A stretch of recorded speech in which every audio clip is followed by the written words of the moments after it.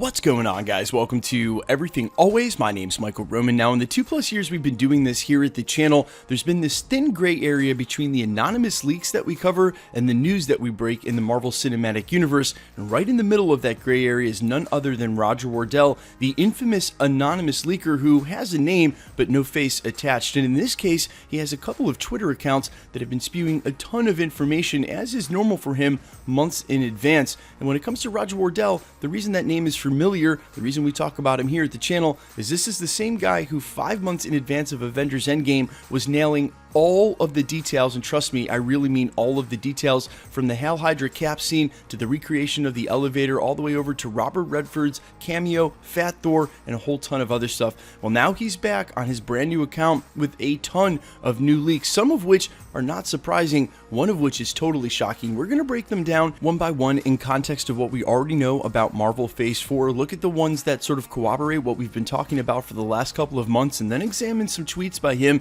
that sort of turn everything we know about the upcoming Marvel Phase 4 and 5 on their head. Like I said, we're going to break it all down and issue the normal spoiler warning, but first, if you could grab the subscribe button, we're giving away 2 PlayStation 4 Pros, as well as a whole slew of other Marvel related stuff, including this insane 1/4 scale XM Studios Beta Ray bill, as well as we've just added another Infinity Saga box set. By the way, guys, the prices on these have gone through the roof. We've gotten our hands on one more here at the channel that will be given away during the holiday season at the end of the year. If you want to be entered to win any of the prizes, all the same rules will always apply. Hit the subscribe button, then the notification bell, leave a like and a comment on this video, and if you want, stick around to the end of the video. We'll get into all the giveaway stuff again there. So first up, the normal spoiler warning. Remember to take anything that doesn't come directly from Marvel Studios with a grain of salt. In the case of Roger Wardell, although he has been extremely correct in the past, he sort of has these anonymous Twitter accounts. A new one pops up every 6 months, and then he goes months in between and shotguns a ton of tweets. Today's no different. We got 8. Either way, because of who's tweeting this, his name, and his track record of correctness in the past, if this is in any way going to ruin your upcoming Marvel Phase 4 or Phase 5 experience, or if any of these spoilers end up becoming true and you're susceptible to this kind of thing, you know yourself better than others, and where you set your expectations, you might want to back out now. Otherwise, let's dive right in with one of those tweets that doesn't really change anything but rather corroborates what we've been talking about here at the channel. The first tweet starting 19 hours ago, Keanu Reeves in final talks for Johnny Blaze in Doctor Strange in the Multiverse of Madness. We have reported on that at length here at the channel. It's come from several sources, and we've also heard directly from Kevin Feige himself that they talk to Keanu Reeves all the time about roles in the Marvel Cinematic Universe. They think we're all in on him being Johnny Blaze. It would be an excellent fit for the character, and if this is in any way true, I think we can be super excited for the upcoming Doctor Strange in the Multiverse of Madness. Now, you'll notice in the prologue I mentioned that some of these tweets were going to turn everything that we know about the upcoming Marvel Phase 5 leaks on their head, and this next tweet is one of them. John Krasinski and Emily Blunt are being courted for MCU roles, but not the Fantastic Four. Marvel is looking at fresh faces for the first family. Now, here at the channel, I have said I am all in on completely unknowns taking up the biggest MCU roles, because otherwise the typecasting is just too strong, going from previous roles to the MCU or the other way around. And I think we just saw a little bit of those struggles with the Avengers Tony Stark hangover when Robert Downey Jr. attempted to do Dr. Dolittle and it bombed. Either way, fresh faces or not, the concept art for Emily Blunt and John Krasinski to take up the heads of the first family actually predate my channel by almost 6 months, making them at this point going on almost 3 years old. And as I've said in the past, just because the internet basically anointed these two the heads of the first family doesn't mean that Marvel Studios thinks the same way. And although we've reported on it many times here at the channel, and it was looking more and more likely like John Krasinski would definitely become Reed Richards, Roger Wardell is definitely implying something completely different here for the Fantastic Four. Now, speaking of which, this next tweet also applies, and also to the X-Men. Rick Famuyiwa and Justin Lin are in talks to direct films for Marvel Studios. Projects being suggested include Famuyiwa for the X-Men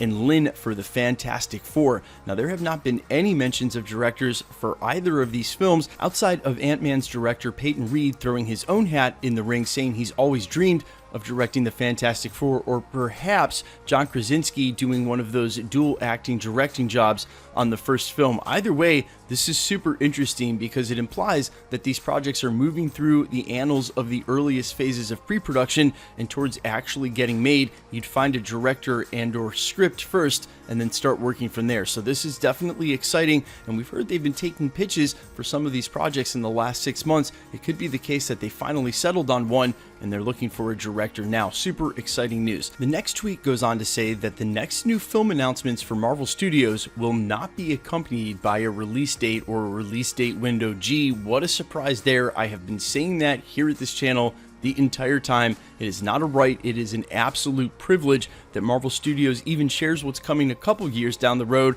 let alone giving us 11 projects at once. And you can be sure, after what happened here in the last 6 months, there is no way Marvel Studios is ever going to lock themselves in to a multi-year plan, for simple reasons of common sense. If you don't put it out there when the movies are supposed to come out, then you don't lock yourself into anything and have to delay it later when something like this happens. And hopefully it won't happen in the future, but Marvel Studios is going to be ultra cautious to make sure it doesn't. Going on from there, Marvel already found their Mark Spector. That is indeed Moonknight, and the abusive boyfriend from The Invisible Man, Oliver Jackson Cohen. I am not that familiar with Cohen's work, but if this is true, as far as him being cast as Mark Spector, as we mentioned, the production for Moon Knight is actually set to begin at the end of this year. The same goes for Miss Marvel. You can't start productions on shows like that unless you cast the lead actor and actress. We knew that there would be a casting for this coming soon, and some of us suspected at the upcoming San Diego Comic-Con, which is looking like Marvel Studios won't be at all,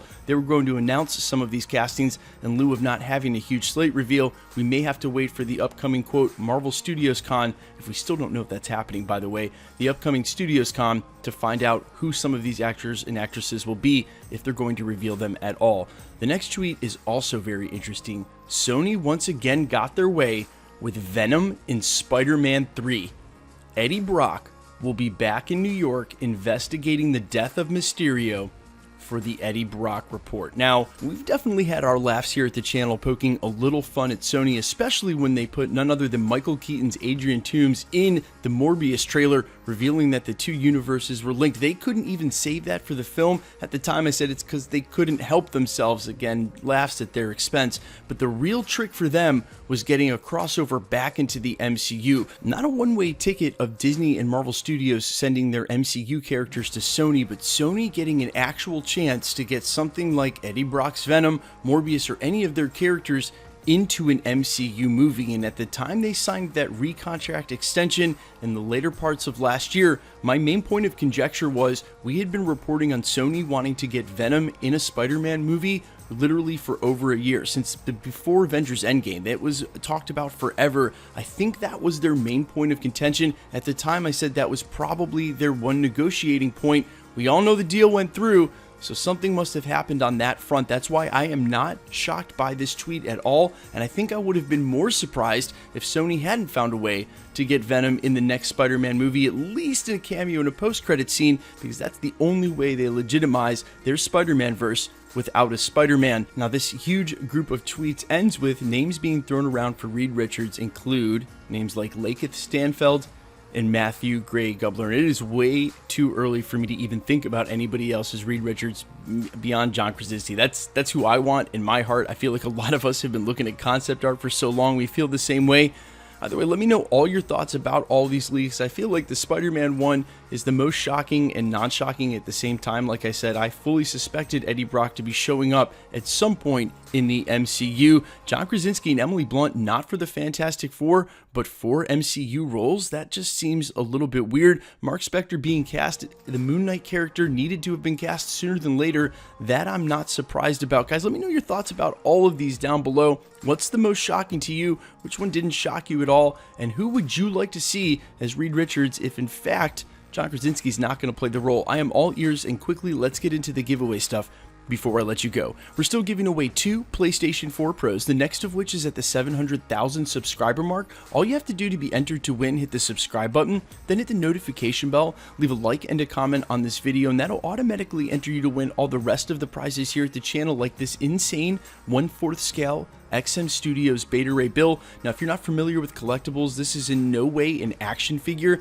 At 30 inches, almost a full 3 feet tall, this is an immaculately sculpted, museum quality representation of your favorite Marvel characters, this one happening to be the Thor character Beta Ray Bill. If you want to be entered to win the PlayStations, this Beta Ray Bill, or the next Infinity Saga box set, guys, these were limited edition, and as soon as they sold out on pre-order, when they finally hit eBay, the price skyrocketed. We gave away 2 already here at the channel, one at the end of last year, at the beginning of this year, and one sort of in the middle of the spring. This next and last one we're going to give away will be during the holiday season, somewhere towards Christmas, the end of the year, giving you time to get in on it, but all the same rules will always apply for any of the prizes we announce. Hit the subscribe button, then hit the notification bell with notifications turned on, leave a like and a comment on this video, and because it's truly random, the more videos you like and comment on, the better chance you have of winning. All winners will be announced at the end of videos, just like we're doing here, and if you've missed any of those previous winner announcements for any of the PlayStation 4 Pros,